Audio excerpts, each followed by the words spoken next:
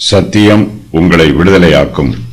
இயேசு தம்மை விசுவாசித்த யூதர்களை நோக்கி, நீங்கள் என் உபதேசத்தில் நிலைத்திருந்தால் மெய்யாகவே என் சீஷராய் இருப்பீர்கள், சத்தியத்தையும் அறிவீர்கள், சத்தியம் உங்களை விடுதலையாக்கும் என்றார்.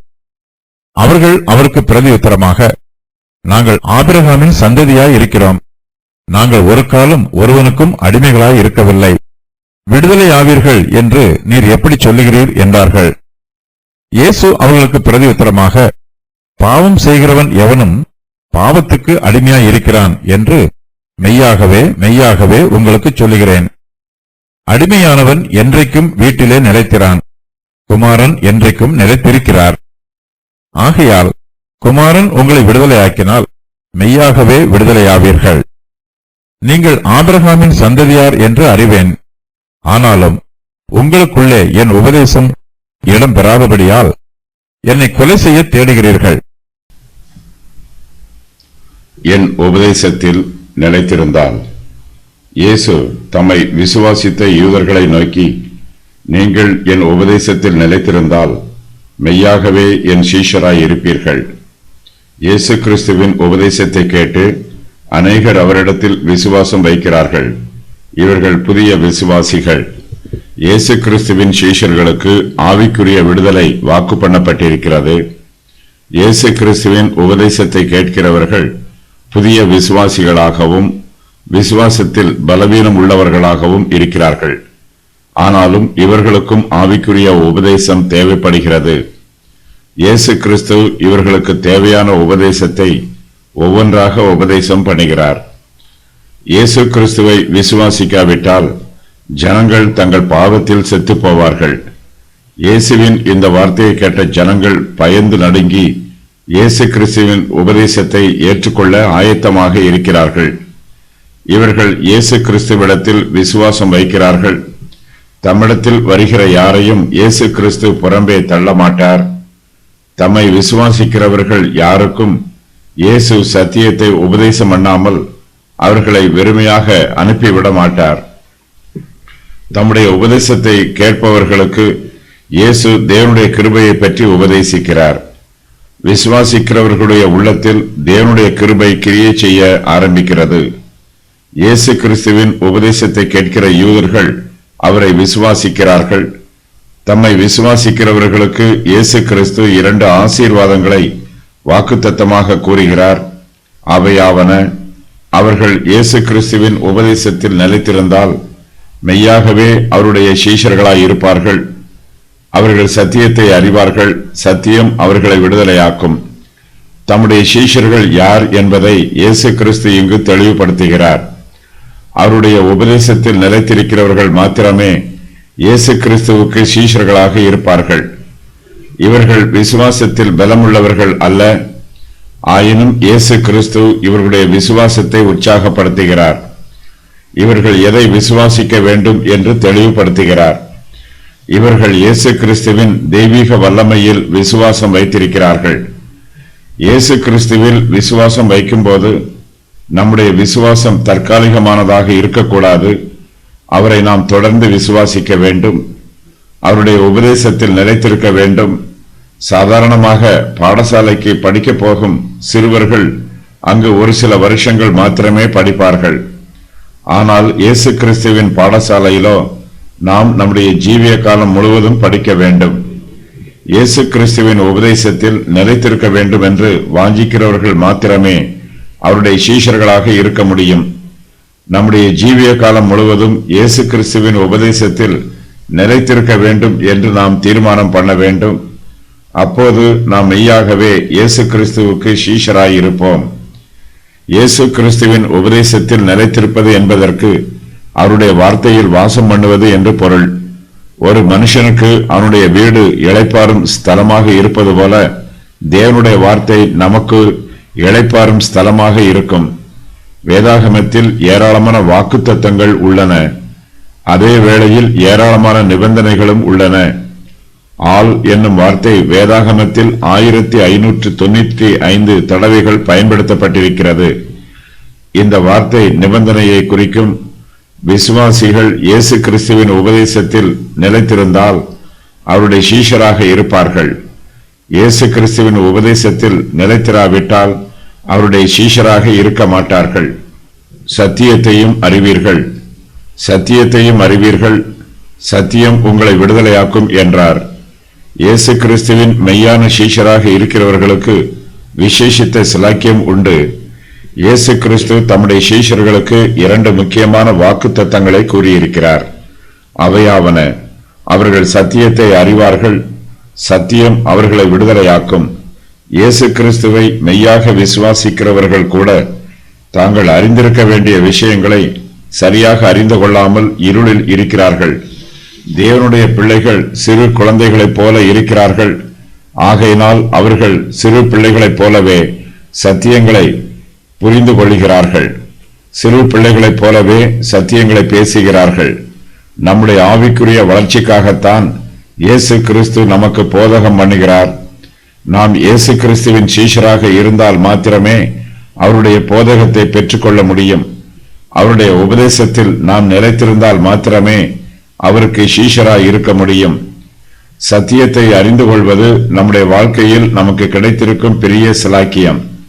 இயேசு கிறிஸ்துவின் சீஷர்கள் எல்லோருமே அவரால் நன்றாக போதிக்கப்பட்டிருக்கிறார்கள். அவர்கள் அறிந்திருக்கிற சத்தியம் அவர்களை விடுதலையாக்கும். மனுஷரை விடுவிப்பதற்காகவே இயேசு கிறிஸ்து சத்தியத்தை போதகம் பண்ணுகிறார். சிறைப்பட்டவர்களுக்கு சுவிசேஷத்தை அறிவிக்கவும், அவர்களுக்கு விடுதலையை கூறவும், கட்டுண்டவர்களுக்கு கட்டவிழ்த்தலை கூறவும் பிதாவாகிய தேவன் குமாரனாகிய இயேசு கிறிஸ்துவை அபிஷேகம் பண்ணியிருக்கிறார். நம்முடைய ஆவிக்குரிய சத்துருக்களிடமிருந்து சத்தியம் நம்மை விடுதலையாக்கும். தேவனுக்காக ஊழியம் செய்வதற்கு சத்தியம் நம்மை விடுதலையாக்கும். தேவனுடைய புத்திரராக அங்கீகரிக்கப்பட்டு அதற்குரிய சிலாக்கியங்களை பெற்றுக்கொள்வதற்கு சத்தியம் நம்மை விடுதலையாக்கும். நாம் இயேசு கிறிஸ்துவின் உபதேசத்தை விசுவாசிக்கும் போது சத்தியத்தை அறிந்து கொள்கிறோம். நாம் அறிந்து கொள்கிற சத்தியம் மெய்யாகவே நம்மை விடுதலையாக்குகிறது. நம்முடைய தவறுகளில் இருந்தும், தவறான எண்ணங்களில் இருந்தும், காம விகாரங்களில் இருந்தும், பேராசைகளில் இருந்தும் சத்தியம் நம்முடைய ஆத்துமாவை விடுவிக்கிறது. சத்தியம் நம்முடைய பாவங்களில் இருந்து நம்முடைய ஆத்துமாவை விடுவித்து தேவனுடைய ஆவியானவரால் நம்முடைய ஆத்மா ஆளுகை செய்யப்படுவதற்கு நம்முடைய ஆத்மாவை மீட்டுக் கொள்கிறது.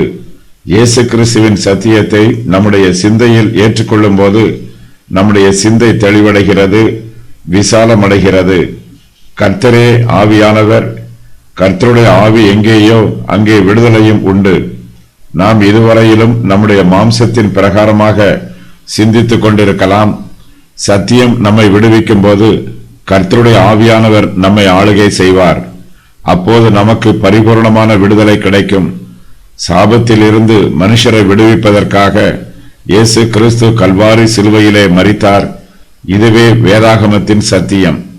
பாவம், வியாதி, சாபம் ஆகியவற்றிலிருந்து நாம் விடுதலை பெற வேண்டும் என்றால் இந்த சத்தியத்தை நாம் அறிந்திருக்க வேண்டும். ஒருவனுக்கும் அடிமையாய் இருக்கவில்லை. அவர்கள் அவருக்கு பிரதியுத்தரமாக, நாங்கள் ஆபிரகாமின் சந்ததியாய் இருக்கிறோம். நாங்கள் ஒரு காலம் ஒருவனுக்கும் அடிமையாய் இருக்கவில்லை. விடுதலையானீர்கள் என்று நீர் எப்படி சொல்லுகிறீர் என்றார்கள். யூதர்கள் தங்கள் இருதயத்தில் பெருமையோடு இருக்கிறார்கள். இயேசு கிறிஸ்து அவர்களிடம் சத்தியம் உங்களை விடுதலையாக்கும் என்று கூறுகிறார். இயேசு கிறிஸ்துவின் உபதேசத்தை யூதர்கள் தவறாக புரிந்து கொண்டு, நாங்கள் ஆபிரகாமின் சந்ததியாய் இருக்கிறோம், நாங்கள் ஒரு காலம் ஒருவனுக்கும் அடிமைகளாய் இருக்கவில்லை, விடுதலையாவீர்கள் என்று எப்படி சொல்லுகிறீர் என்று இயேசு கிறிஸ்துவிடம் கோபத்தோடு கேட்கிறார்கள். மெய்யாகவே யூதர்கள் தங்களுடைய உண்மையான நிலைமையை புரிந்து கொள்ளாமல் பேசுகிறார்கள். விடுதலை ஆவீர்கள் என்று இயேசு கிறிஸ்து சொன்ன வார்த்தை அவர்களை கோபப்படுத்துகிறது. தாங்கள் ஒரு காலம் ஒருவனுக்கும் அடிமையாய் இருந்ததில்லை என்று பெருமையோடு பேசுகிறார்கள். ஆனால் இதை பேசுகிற யூதர்கள் இப்போது ரோம பேரரசின் அடிமைத்தனத்திற்குள் இருக்கிறார்கள். தாங்கள் ஆபிரகாமின் சந்ததியாராக இருப்பதிலும் பெருமையோடு இருக்கிறார்கள். ஒரு காலத்தில் நன்றாக வாழ்ந்து அதன் பின்பு நொடித்து போனவர்கள் இப்படித்தான் தங்களுடைய பழைய கதைகளை பெருமையோடு பேசிக் கொள்வார்கள். தங்களுடைய முன்னோர்களின் மேன்மையை பெருமையோடு விவரிப்பார்கள். தாங்கள் இப்போது அவமானத்தோடு வாழ்ந்தாலும் தங்களுடைய முன்னோர்களின் பெருமையை பற்றி பேசி தங்களுடைய அவமானத்தை மறைத்துக் கொள்ள முயற்சி பண்ணுவார்கள். யூதர்கள் தங்களை ஆபிரகாமின் சந்ததியாய் இருக்கிறோம் என்று கூறுவது இப்படித்தான் இருக்கிறது. நம்முடைய முன்னோர்களின் பக்தி நம்முடைய ரட்சிப்புக்கு உதவாது. நம்முடைய முன்னோர்கள் கல்வி அறிவில் சிறந்து விளங்கியதினால் நமக்கு கல்வி அறிவு தானாக வந்துவிடாது. ஆகையினால் நம்முடைய முன்னோர்களின் பெருமைகளை பேசி பிரயோஜனமில்லை. நாம் ரட்சிக்கப்பட வேண்டும் என்றால் நம்மிடத்தில் விசுவாசம் காணப்பட வேண்டும். நமக்கு கல்வி அறிவு வேண்டும் என்றால் நாம் தான் பாடங்களை படிக்க வேண்டும். நம்முடைய முன்னோர்கள் பரிசுத்தமாக இருந்தார்கள் என்பதனால் நாம் பரிசுத்தமாக்கி விடுவதில்லை. நம்முடைய பரிசுத்தத்திற்கு நாமே உத்தரவாதம் கொடுக்க வேண்டும். நம்முடைய ரட்சிப்பு நமது பரம்பரை சொத்தாக நமக்கு கிடைப்பதில்லை. நாம் பரலோகத்திற்கு போவதற்கு நம்முடைய முன்னோர்கள் யாரும் உத்தரவாதம் கொடுக்க முடியாது. ஒவ்வொருவரும் தனிப்பட்ட முறையில் ரட்சிக்கப்பட வேண்டும். விசுவாசிகளின் குடும்பத்தில் பிறக்கிற எல்லோருமே விசுவாசிகள் ஆகிவிடுவதில்லை. விசுவாசிக்கிறவர்கள் மாத்திரமே விசுவாசிகளாய் இருக்கிறார்கள். அதுபோலவே இஸ்ரவேல் ஜனத்தார் எல்லோருமே மெய்யான இஸ்ரவேலர்கள் அல்ல. தேவனால் தெரிந்து கொள்ளப்பட்ட ஜனத்தார் மாத்திரமே மெய்யான இஸ்ரவேலர்களாக இருக்கிறார்கள். நாங்கள் ஒரு காலம் ஒருவனுக்கும் அடிமையாய் இருக்கவில்லை என்று யூதர்கள் இயேசு கிறிஸ்துவிடம் பெருமையோடு பேசுகிறார்கள். இவர்களுடைய பேச்சு அடிப்படையிலேயே தவறானது. பொய்யை மெய்யை போல பேசுகிறார்கள். பொய் பேசும்போது ஒருமனப்பட்டு ஒன்று போல பொய் பேசுகிறார்கள். இயேசு கிறிஸ்துவிடம் பேசுகிற இந்த யூதர்கள் மாத்திரமல்ல, யூதேயா தேசத்தில் உள்ள யூதர்கள் எல்லோருமே இப்போது ரோம பேரரசின் அடிமைத்தனத்தில்தான் இருக்கிறார்கள். தங்களுடைய விடுதலைக்காக ஏங்கி தவித்துக் கொண்டிருக்கிறார்கள். தாங்கள் அடிமைகளாக இருந்தாலும் அடிமைகளாக இருக்கவில்லை என்று பெருமையோடு கூறுகிறார்கள். சண்டையில் தோற்றுப்போய் கீழே விழுந்துவிட்டாலும் தன் மீசையில் மண் ஒட்டவில்லை என்று பெருமைப்படுகிற ஏமாற்றுக்காரரை போல இவர்கள் பேசுகிறார்கள். இயேசு கிறிஸ்து இவர்களிடம் மெய்யான விடுதலையை பற்றி பேசுகிறார். இவர்கள் சத்தியத்தை அறிவார்கள், சத்தியம் அவர்களை விடுதலையாக்கும் என்று அவர்களுக்கு உபதேசம் பண்ணுகிறார். இயேசு கிறிஸ்து கூறுவது உலக பிரகாரமான விடுதலை அல்ல. அவர் ஆவிக்குரிய விடுதலையை பற்றி உபதேசம் பண்ணி கொண்டிருக்கிறார். சத்தியம் நம்முடைய மனதை விடுதலை பண்ணும். நம்முடைய இருதயம் சாத்தானுடைய சிந்தனைகளினால் நிறைந்திருக்கும் போது சத்தியம் நம்முடைய இருதயத்தை அவனுடைய பிடியில் இருந்து விடுவிக்கும். நாம் சாத்தானுக்கு அடிமைகளாக இருப்போம் என்றால் சத்தியம் நம்மை அவனிடத்தில் இருந்து விடுதலை பண்ணும். நாம் துர்க்குணங்களுக்கு அடிமைகளாக இருக்கும்போது துர்க்குணங்களில் இருந்து சத்தியம் நம்மை விடுவிக்கும். மாம்ச பிரகாரமான இருதயம் மாம்ச பிரகாரமான காரியங்களை மாத்திரமே சிந்தனை பண்ணும். பாவத்தின் அடிமைத்தனத்தை குறித்தும் சாத்தானுக்கு அடிமைகளாக இருப்பதை குறித்தும் அவர்களுக்கு உபதேசம் பண்ணுவதற்கு தம்மால் உண்டாகும் விடுதலையை குறித்தும் இயேசு கிறிஸ்து அவர்களுக்கு உபதேசம் பண்ணுகிறார்.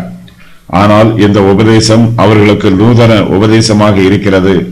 இவருடைய காதுகளில் இயேசு கிறிஸ்துவின் வார்த்தைகள் புதுமையான காரியங்களாக தெரிகிறது. ஏனெனில் இவர்கள் இதுவரையிலும் மாம்ச பிரகாரமாக மாத்திரமே சிந்தனை செய்திருக்கிறார்கள். ஆவிக்குரிய ரீதியாக ஆவிக்குரிய காரியங்களை குறித்து இவர்கள் இதுவரையிலும் சிந்தித்ததே இல்லை.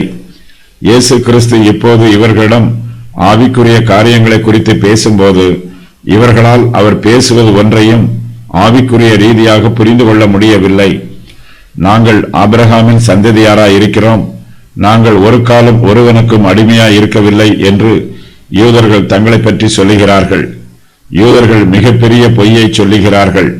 அவர்களுடைய வரலாறே எகிப்தின் அடிமைத்தனத்தில் இருந்துதான் ஆரம்பமாகிறது. 1800 வருஷங்களாக யூதர்கள் பல தேசங்களில் அடிமைகளாக இருந்திருக்கிறார்கள்.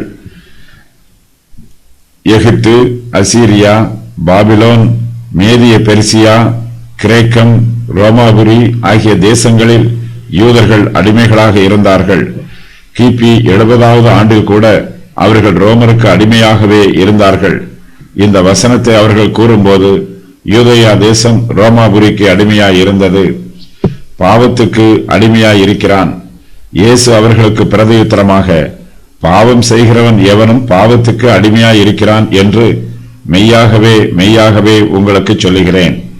இயேசு கிறிஸ்து பாவத்தை குறித்தும் பாவம் செய்கிறவர்கள் பாவத்திற்கு அடிமையாக இருப்பதை குறித்தும் உபதேசம் பண்ணுகிறார். இந்த உபதேசத்தில் அவர் 4 காரியங்களை விசேஷமாக குறிப்பிடுகிறார். அவையாவன: பாவம் செய்கிறவன் எவனும் பாவத்திற்கு அடிமையாய் இருக்கிறான். அடிமையானவன் என்றைக்கும் வீட்டிலே நிலைத்திரான். குமாரன் விடுதலையாக்கினால் அவர்கள் மெய்யாகவே விடுதலை ஆவார்கள். அவர்கள் ஆபிரகாமின் சந்ததியார் என்று இயேசு அறிந்திருக்கிறார். தாங்கள் ஆபிரகாமின் சந்ததியாக இருப்பதாகவும் தாங்கள் ஒரு காலம் ஒருவனுக்கும் அடிமையாய் இருக்கவில்லை என்றும் யூதர்கள் இயேசு கிறிஸ்துவிடம் விவாதம் பண்ணுகிறார்கள். அவர்கள் அடிமைத்தனத்தில் இருப்பதற்கு வாய்ப்புள்ளது என்பதை இயேசு கிறிஸ்து இங்கு தெளிவுபடுத்துகிறார்.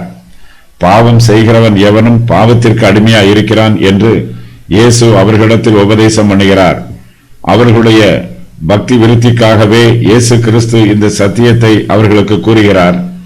மேலும் இதை சொல்லும்போது மெய்யாகவே மெய்யாகவே உங்களுக்கு சொல்லுகிறேன் என்று தம்முடைய உபதேச வார்த்தைகளை உறுதி பண்ணுகிறார். பழைய ஏற்பாட்டு காலத்து தீர்க்கதரிசிகள் கர்த்தருடைய வார்த்தையை சொல்லும் போது கர்த்தர் சொல்லுகிறார் என்று கூறுவார்கள்.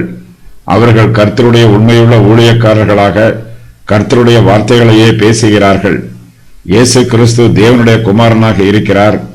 ஆகையினால் இவர் தம்முடைய நாமத்தினாலேயே சத்திய உபதேசத்தை அறிவிக்கிறார். இந்த உபதேசத்தை சொல்லும் போது நான் உங்களுக்கு சொல்லுகிறேன் என்று கூறுகிறார். இயேசு கிறிஸ்துவின் வார்த்தையில் தெய்வத்துவத்தின் அதிகாரம் வெளிப்படுகிறது. கர்த்தர் சொல்லுகிறார் என்று தீர்க்கதரிசிகளைப் போல் பேசாமல் நான் சொல்லுகிறேன் என்று தெய்வீக அதிகாரம் உள்ள தேவகுமாரனாக இயேசு கிறிஸ்து பேசுகிறார். இயேசு கிறிஸ்து இங்கு கூறும் சத்தியம் உலகத்தில் உள்ள எல்லோருக்கும் பொதுவானது. பாவம் செய்கிறவன் எவனும் பாவத்திற்கு அடிமையாய் இருக்கிறான் என்று அறிவிக்கிறார். பாவம் செய்கிறவன் யாராக இருந்தாலும் அவன் விடுதலை பெற வேண்டும்.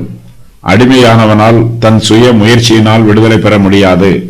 யாராவது ஒருவர் இவனை விடுதலை பண்ணினால்தான் இவனால் விடுதலை பெற முடியும். பாவம் செய்கிறவன் இப்படிப்பட்ட பரிதாபமான அடிமைத்தனத்தில் சிக்கி இருக்கிறான்.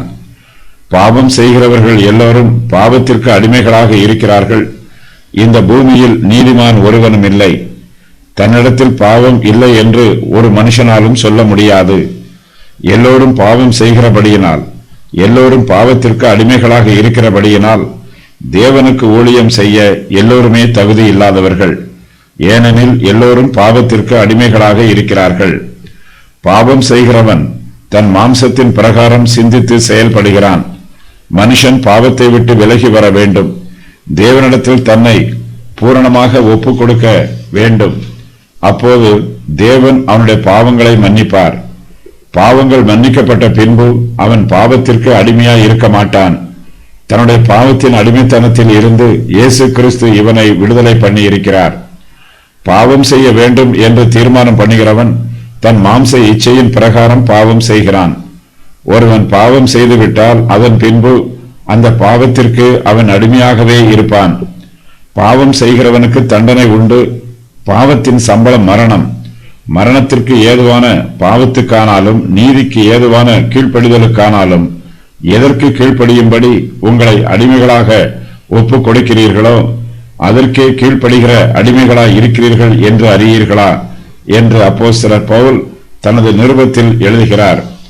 பாவம் செய்கிறவன் எவனும் பாவத்துக்கு அடிமையாய் இருக்கிறான். பாவத்தின் சம்பளம் மரணம். பாவம் செய்கிறவர்கள் எல்லோருமே அதற்குரிய கிரயத்தை செலுத்தியே ஆக வேண்டும். வீட்டிலே நிலைத்திரான். அடிமையானவன் என்றைக்கும் வீட்டிலே நிலைத்திரான். குமாரன் என்றைக்கும் நிலைத்திருக்கிறார். யூதர்கள் தங்களுக்கு தேவனுடைய ஆலயத்திலே பங்கு இருப்பதாக நினைக்கிறார்கள். தேவனுடைய ஆலயத்திற்கு செல்வதனால் இவர்கள் தேவன் கொடுக்கும் ஆசீர்வாதத்தை சுதந்திரித்துக் கொள்ள முடியாது. தேவனுடைய வீட்டில் தங்குகிறவர்கள் எல்லோரும் குமாரருக்குரிய சுதந்திரத்தை சுதந்திரித்துக் கொள்ள முடியாது. அடிமையானவன் என்றைக்கும் வீட்டிலே நிலைத்திரான். ஆனால் குமாரனோ என்றைக்கும் வீட்டிலே நிலைத்திருக்கிறார். இயேசு கிறிஸ்து இந்த உபதேச வாக்கியத்தின் மூலமாக யூதருடைய தேசத்தையும் அவர்களுடைய ஆலோசனை சங்கத்தையும் பிரயோஜனமற்றவை என்று கூறுகிறார். தேவனுடைய ஆசீர்வாதங்களை பெற்றுக்கொள்வதற்கு இவர்கள் பாத்திரவான்கள் அல்ல என்று இவர்களை புறக்கணித்து விடுகிறார். இஸ்ரவேல் ஆரம்பத்தில் தேவனுடைய சிரேஷ்ட புத்திரனாக இருந்தது. சிரேஷ்ட புத்திரனுக்குரிய ஆசீர்வாதம் இஸ்ரவேலுக்கு வாக்குத்தத்தம் பண்ணப்பட்டிருந்தது. ஆனால் இவர்களோ தேவனுக்கு தங்களை பூரணமாக ஒப்புக் கொடுக்காமல் பாவம் செய்து பாவத்திற்கு அடிமைகளாகி விட்டார்கள். அடிமைகள் தேவனுடைய வீட்டில் என்றென்றைக்கும் நிலைத்திருப்பதில்லை. மோசேயின் பிரமாணத்தில் எழுதப்பட்டிருக்கிற கட்டளைகளின் பிரகாரம் சடங்குகளின் பிரகாரமும் தங்களுடைய பாவங்களில் இருந்து விடுதலை பெறலாம் என்று யூதர்கள் தங்கள் முன்னோர்களின் பாரம்பரியத்தின் மீது நம்பிக்கையாய் இருக்கிறார்கள். மோசே தேவன் அல்ல, அவன் தேவனுடைய ஊழியக்காரர்களில் ஒருவன். அவனால் இஸ்ரவேல் ஜனங்களை விடுதலை பண்ண முடியாது. தேவனுடைய குமாரனாகிய இயேசு கிறிஸ்துவினால் மாத்திரமே இஸ்ரவேல் ஜனங்களை அவர்களுடைய பாவத்தின் அடிமைத்தனத்தில் இருந்து விடுதலை பண்ண முடியும். அவர்களை குமாரன் விடுதலையாக்கினால் மாத்திரமே அவர்கள் விடுதலையாவார்கள். பாவத்திற்கு அடிமையாக இருக்கிறவன் தேவனுடைய வீட்டிலே என்றென்றைக்கும் நிலைத்திருப்பதில்லை. நாம் பாவத்தில் இருந்து விடுதலை பெற்றிருப்போமானால் தேவனுடைய வீட்டிலே தேவகுமாரனாகிய இயேசு கிறிஸ்துவோடு நித்திய காலமாக இருப்போம். குமாரன் விடுதலையாக்கினால், ஆகையால் குமாரன் உங்களை விடுதலையாக்கினால் மெய்யாகவே விடுதலையாவீர்கள். இந்த ஜனங்கள் தங்கள் பாவத்தின் அடிமைத்தனத்தில் இருந்து விடுதலை பெறுவதற்கு இயேசு கிறிஸ்து ஒரு வழியை காண்பிக்கிறார். பாவத்திற்கு அடிமைகளாக இருக்கிறவர்களின் நிலைமை மிகவும் பரிதாபமானது. ஆனாலும் அவர்களுக்கு ஒரு நம்பிக்கை உண்டு. அவர்களை விடுதலை பண்ண அவர்களுக்கு உதவி உண்டு. தேவனுடைய குமாரனாக இருக்கும் இயேசு கிறிஸ்துவுக்கு பாவத்தின் அடிமைத்தனத்தில் இருந்து ஜனங்களை விடுதலை பண்ணும் அதிகாரமும் அவர்களை தம்முடைய சுவிகார புத்திரர்களாக அங்கீகரிக்கும் அதிகாரமும் உள்ளது. ஆகையினால் இயேசு கிறிஸ்து ஜனங்களிடம், குமாரன் உங்களை விடுதலையாக்கினால் மெய்யாகவே விடுதலை ஆவீர்கள் என்று கூறுகிறார். சுவிசேஷத்தில் இயேசு கிறிஸ்து நமக்கு விடுதலை கொடுக்கிறவராக வெளிப்படுத்தப்பட்டிருக்கிறார். அவரே நமக்கு விடுதலையாக இருக்கிறார். பாவத்தின் அடிமைத்தனத்தில் இருப்பவர்களை விடுதலை பண்ணும்போது இயேசு கிறிஸ்து தம்முடைய நீதிமான் ஆக்குதல் என்னும் பிரமாணத்தை பயன்படுத்துகிறார். இந்த பிரமாணத்தின் மூலமாக நம்முடைய குற்றங்கள் நீக்கப்படுகிறது. பாவத்தின் அடிமைத்தனத்தில் இருந்து விடுதலை பெறுவதற்கு நாம் செலுத்த வேண்டிய கிரயம் செலுத்தப்படுகிறது. இயேசு கிறிஸ்துவே நம்முடைய ரட்சிப்புக்காக செலுத்த வேண்டிய மீட்பின் கிரயத்தை முழுவதுமாக செலுத்தி இருக்கிறார். நம்முடைய பாவங்களில் இருந்து விடுதலை பெற்று நம்மை நீதிமான் ஆக்குவதற்கு தேவனுடைய நீதியின் பிரகாரம் செய்ய வேண்டிய எல்லா காரியங்களையும் இயேசு கிறிஸ்து செய்து நிறைவேற்றியிருக்கிறார். அடிமைத்தனத்தில் கட்டப்பட்டிருக்கிறவர்களையும் விடுதலை பண்ணுவதற்கு இயேசு கிறிஸ்துவுக்கு அதிகாரம் உள்ளது. தம்முடைய பரிசுத்தமாக்குதல் என்னும் பிரமாணத்தின் மூலமாக கட்டப்பட்டிருக்கிற அடிமைகளை இயேசு கிறிஸ்து விடுதலை பண்ணுகிறார். பரிசுத்த ஆவியானவரின் வல்லமையினால் ஆத்மாவில் உள்ள அசுத்தத்தை அகற்றி ஆத்மாவை சுத்திகரிக்கிறார். நம்முடைய ஆத்மா விடுதலை பெறுவதற்கு செய்ய வேண்டிய எல்லா காரியங்களையும் இயேசு கிறிஸ்து பரிசுத்த ஆவியானவர் மூலமாக வல்லமையாக செய்கிறார். இஸ்ரவேலின் காணியாட்சிக்கு புறம்பானவர்களையும் அதன் காணியாட்சிக்கு உள்ளே கொண்டு வருவதற்கு இயேசு கிறிஸ்துவுக்கு வல்லமை உள்ளது. புறஜாதியாரை விடுவித்து தம்முடைய ராஜ்யத்திற்குள் அவர்களை பிரவேசிக்க செய்கிறார். இதை தம்முடைய சுவிகாரம் என்னும் பிரமாணத்தினால் நிறைவேற்றுகிறார். இதுவும் தேவனுடைய கிருபையே. தேவன் தம்முடைய கிருபையினால் நம்முடைய பாவங்களை மன்னித்து பாவத்தின் அடிமைத்தனத்திலிருந்து நம்மை விடுவித்து நமக்கு ஆவிக்குரிய ஆசீர்வாதங்களையும் தந்து நம்மை தம்முடைய பிள்ளைகளாக அங்கீகரித்துக் கொள்ளுகிறார். ஒரு காலத்தில் பாவத்திற்கு அடிமைகளாக இருந்த நாம் இயேசு கிறிஸ்துவின் ரட்சிக்கும் கிருபையினால் இப்போது அவருடைய சுவிகார புத்திரர்களாக இருக்கிறோம். தேவகுமாரனாகிய இயேசு கிறிஸ்து நம்மை விடுதலையாக்கினால் நாம் மெய்யாகவே விடுதலையாவோம். தம்முடைய வாக்குத்தத்தம் உண்மையானது, உறுதியானது என்பதை இயேசு கிறிஸ்து தம்முடைய வார்த்தையினால் உறுதி பண்ணுகிறார். யூதர்கள் வீண் பெருமையில் இருக்கிறார்கள். தாங்கள் விடுதலையோடு இருப்பதாக கற்பனை செய்து கொண்டிருக்கிறார்கள்.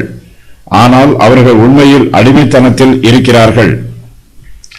அவர்களுடைய கற்பனை வேறு, அவர்கள் இருக்கும் உண்மை நிலை வேறு. ஆனால் இயேசு கிறிஸ்து நம்மை விடுதலை பண்ணும் போதோ நம்முடைய விடுதலை மெய்யான விடுதலையாக இருக்கும்.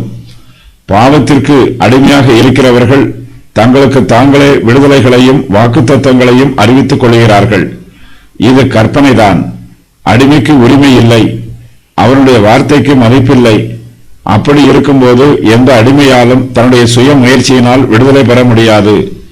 ஒரு அடிமை தன்னைத்தான் விடுதலை பண்ணிக்கொள்ள வேண்டும் என்று பேசுவதும் கற்பனை பண்ணுவதும் வீணான காரியம். இவன் தன்னைத்தானே ஏமாற்றிக் கொள்கிறான். பாவம் செய்கிறவன் பாவத்திற்கு அடிமையாக இருக்கிறான். தங்கள் சுய முயற்சியினால் ஒருவனும் விடுதலையாவதில்லை. இயேசு கிறிஸ்து இந்த அடிமைகளை விடுதலை பண்ணும்போது இவர்கள் மெய்யாகவே விடுதலையாவார்கள். அடிமைத்தனத்தில் இருக்கிறவர்களை விடுதலை பண்ணுவதற்கு இயேசு கிறிஸ்து மாத்திரமே போதுமானவர். நம்மை விடுதலை பண்ண அவருக்கு வேறு யாருடைய உதவியும் ஒத்தாசையும் தேவையில்லை. அவர் சர்வ அதிகாரம் உள்ளவர். தம்முடைய ராஜரீக மகிமையினால் இயேசு கிறிஸ்து பாவத்தின் அடிமைத்தனத்தில் இருக்கும் நம்மை தாம் ஒருவராகவே விடுதலை பண்ணுகிறார். நமக்கு கிடைத்திருப்பது மகிமையுள்ள விடுதலை. இதுவே மெய்யான விடுதலை. இந்த உலகத்தில் நாம் விடுதலை என்று பேசுவது, சிந்திப்பது எல்லாமே உலக பிரகாரமான அடையாளங்கள் தான். மெய்யான விடுதலையை இயேசு கிறிஸ்துவினால் மாத்திரமே கொடுக்க முடியும். அவர் நம்மை விடுதலையாக்கினால் மாத்திரமே நாம் மெய்யாகவே விடுதலையாவோம். இயேசு கிறிஸ்து ஒருவனை பாவத்தில் இருந்து மீட்டு ரட்சிக்கும் போது அவன் இனிமேல் பாவத்திற்கு அடிமையாக இருப்பதில்லை. ஆபிரகாமின் சந்ததியார். நீங்கள் ஆபிரகாமின் சந்ததியார் என்று அறிவேன். ஆனாலும் உங்களுக்குள்ளே என் உபதேசம் இடம் பெறாதபடியால் என்னை கொலை செய்ய தேடுகிறீர்கள். தாங்கள் ஆபிரகாமின் சந்ததியாராய் இருப்பதாக யூதர்கள் பெருமையோடு இருக்கிறார்கள். இயேசு கிறிஸ்து இந்த சத்தியத்தை குறித்தும் அவர்களுக்கு உபதேசம் பண்ணுகிறார். நீங்கள் ஆபிரகாமின் சந்ததியார் என்று அறிவேன் என்று அவர்களிடத்தில் அறிவிக்கிறார். அவர்கள் ஆபிரகாமின் சந்ததி என்பதை இயேசு கிறிஸ்து அங்கீகரிக்கிறார். தாங்கள் ஆபிரகாமின் சந்ததியாராக இருப்பதினால் யூதர்கள் தங்கள் இருதயத்தில் பெருமையோடு இருக்கிறார்கள். ஆபிரகாமின் சந்ததியாராக இருப்பதினால் இவர்கள் ஆபிரகாமை போல தங்களுடைய விசுவாசத்தில் உண்மை உள்ளவர்களாக இருக்க வேண்டும். இவர்களுடைய கிரியைகள் மூலமாக ஆபிரகாமுக்கு நற்பெயர் உண்டாக வேண்டும். ஆனால் இவர்களோ பாவம் செய்து துன்மார்க்கத்தில் ஜீவித்து பாவத்திற்கு அடிமைகளாக இருக்கிறார்கள். தங்களுடைய பாவமான கிரியைகளினால் இவர்கள் ஆபிரகாமின் சந்ததியார் என்று நற்பெயர் எடுக்கவில்லை. தாங்கள் ஆபிரகாமின் சந்ததியார் என்னும் பெருமையில் நற்கிரியைகளை செய்வதற்கு பதிலாக மிகவும் துணிகரமாக துர்க்கிரியைகளை செய்கிறார்கள். ஆபிரகாமின் சந்ததியாராக இருப்பது ஒரு சிலாக்கியம். இவர்களுடைய ஜீவியமும் ஆபிரகாமை போல இருக்க வேண்டும். ஆனால் இவர்களுடைய நடத்தைக்கும் ஆபிரகாமின் நடத்தைக்கும் முரண்பாடு இருக்கிறது. இவர்கள் இயேசு கிறிஸ்துவை கொலை செய்ய தேடுகிறவர்கள். பல சமயங்களில் இவர்கள் இயேசு கிறிஸ்துவை கொலை செய்ய மனதாய் இருக்கிறார்கள். இந்த சம்பவத்திற்கு பின்பு அவர்கள் அவர் மேல் கல்லெறியும்படி கல்லுகளை எடுத்துக்கொண்டார்கள். தங்களுடைய துன்மார்க்கமான எண்ணத்திற்கு செயல் வடிவம் கொடுக்கிறார்கள். ஆபிரகாமின் சுபாவம் இவர்களுக்குள் இருந்தால் இவர்கள் இயேசு கிறிஸ்துவை கொலை செய்ய வகை தேட மாட்டார்கள். தங்களை ஆபிரகாமின் சந்ததி என்று கூறிக்கொண்டு பாவமான கிரியைகளில் ஈடுபடுகிறார்கள். இவர்கள் ஆபிரகாமின் சந்ததியாராக இருப்பதும் இவர்களுடைய கிரியைகளும் முரண்பாடாக இருக்கிறது. இவர்களுக்குள்ளே தம்முடைய உபதேசம் இடம் பெறாததே இந்த முரண்பாட்டிற்கு காரணம் என்று இயேசு கிறிஸ்து இவர்களிடம் கூறுகிறார். உங்களுக்குள்ளே என் உபதேசம் இடம் பெறாதபடியால் என்னும் வாக்கியத்திற்கு என்னுடைய வார்த்தை உங்களுக்குள் ஊடுருவி பாயாததினால் என்று வேத பண்டிதர்களில் சிலர் வியாக்கியானம் கூறுகிறார்கள். இயேசு கிறிஸ்துவின் வார்த்தை இவர்கள் மீது மழை போல பொழிகிறது. ஆனால் இந்த மழை பாறையின் மீது விழுந்த மழையைப் போல இருக்கிறது. இவர்கள் மீது தங்கவில்லை. மழை தண்ணீர் பாறையில் தங்காது வழிந்து ஓடிவிடும். அதுபோலவே இயேசு கிறிஸ்துவின் வார்த்தைகள் இவர்களுடைய இருதயங்களில் தங்கவில்லை. இயேசு கிறிஸ்துவின் வார்த்தை இவர்களுடைய கல்லான இருதயத்தை நினைக்கவில்லை. இயேசு கிறிஸ்துவின் உபதேசம் இவர்களுக்குள் இடம்பெறவில்லை. அவருடைய வார்த்தைக்கு நம்முடைய இருதயத்தில் ஒரு விசேஷித்த இடம் இருக்க வேண்டும். அந்த இடம் நமக்கு மென்மையான இடமாகவும் முதன்மையான இடமாகவும் இருக்க வேண்டும். இயேசு கிறிஸ்துவின் வார்த்தை நமக்குள் வாசம் பண்ண வேண்டும். அவருடைய வார்த்தைக்கு நாம் வாசஸ்தலமாக இருக்க வேண்டும். நம்முடைய வீடு நமக்கு வாசஸ்தலமாக இருப்பது போல இயேசு கிறிஸ்துவின் வார்த்தைக்கு நாம் வாசஸ்தலமாக இருக்க வேண்டும். அவருடைய வார்த்தை நமக்குள் தங்கி இருக்க வேண்டும். வழிப்போக்கர்களும் விருந்தினர்களும் நம்முடைய வீட்டிற்கு வரும்போது சிறிது நேரம் நம் வீட்டில் இருந்துவிட்டு அதன் பின்பு வீட்டை விட்டு வெளியேறி போய்விடுவார்கள். இதே போல கர்த்தருடைய வார்த்தை நம்முடைய உள்ளத்தில் தற்காலிகமாக தங்கும் நிலைமை உண்டாகிவிடக்கூடாது. நாம் கர்த்தருடைய வார்த்தைக்கு தற்காலிக ஸ்தலமாக இருக்கக்கூடாது, நிரந்தர ஸ்தலமாக இருக்க வேண்டும். இயேசு கிறிஸ்துவின் வார்த்தை நமக்குள் வரும்போது அந்த வார்த்தை நமக்குள் கிரியை செய்கிற வேலை ஸ்தலம் ஆக இருக்க வேண்டும். நம்முடைய இருதயத்தில் வார்த்தை கிரியை செய்வதற்கு இடம் இருக்க வேண்டும். நமக்குள் இருந்து கர்த்தருடைய வார்த்தை பாவங்களை வெளியேற்றும் தேவனுடைய கிருபையை நமக்குள்ளே கொண்டு வரும். இயேசு கிறிஸ்துவின் வார்த்தை நம்மை ஆளுகை செய்வதற்கு அதற்கு ஒரு ஸ்தலத்தை கொடுக்க வேண்டும். நாம் உள்ளத்தின் சிங்காசனத்தில் கர்த்தருடைய வார்த்தை வீற்றிருக்க வேண்டும். கர்த்தருடைய வார்த்தையை ஒருபோதும் கீழே எரிந்துவிடக்கூடாது. அதை நம்முடைய சிங்காசனத்தில் ஏற்றி வைத்து அதன் கட்டளையின் பிரகாரம் நாம் கீழ்ப்படிந்து ஜீவிக்க வேண்டும். தங்கள் இருதயங்களில் கர்த்தருடைய வார்த்தைக்கு அதற்குரிய இடம் கொடுக்காமலேயே இக்காலத்தில் ஒரு சிலர் ஊழியம் செய்கிறார்கள். இயேசு கிறிஸ்துவின் வார்த்தைக்கு தங்களுடைய இருதயத்தில் இடம் கொடுக்க இப்படிப்பட்டவர்களுக்கு விருப்பமில்லை. ஆகையினால் தான் தேவ வார்த்தைக்கு தங்கள் உள்ளத்தில் இடம் கொடுக்க மறுத்து விடுகிறார்கள். இயேசு கிறிஸ்துவின் வார்த்தை இருக்க வேண்டிய நம்முடைய இருதயத்தில் வேறு சில காரியங்கள் குடியிருக்கிறது. கர்த்தருடைய வார்த்தைக்கு இடமில்லை என்றால் அங்கு நற்கிரியை எதுவும் நடைபெறாது. தேவனுடைய வார்த்தை இருந்தால்தான் அது நற்கிரியையை வெளிப்படுத்தும். நம்முடைய இருதயத்தில் கர்த்தருடைய வார்த்தைக்கு பதிலாக மாம்ச பிரகாரமான சிந்தனைகளும் துன்மார்க்கமான ஆசைகளும் நிரம்பி இருக்குமானால் நமக்குள் இருந்து பாவமான கிரியைகளும் துன்மார்க்கமான செயல்களுமே வெளிப்படும்.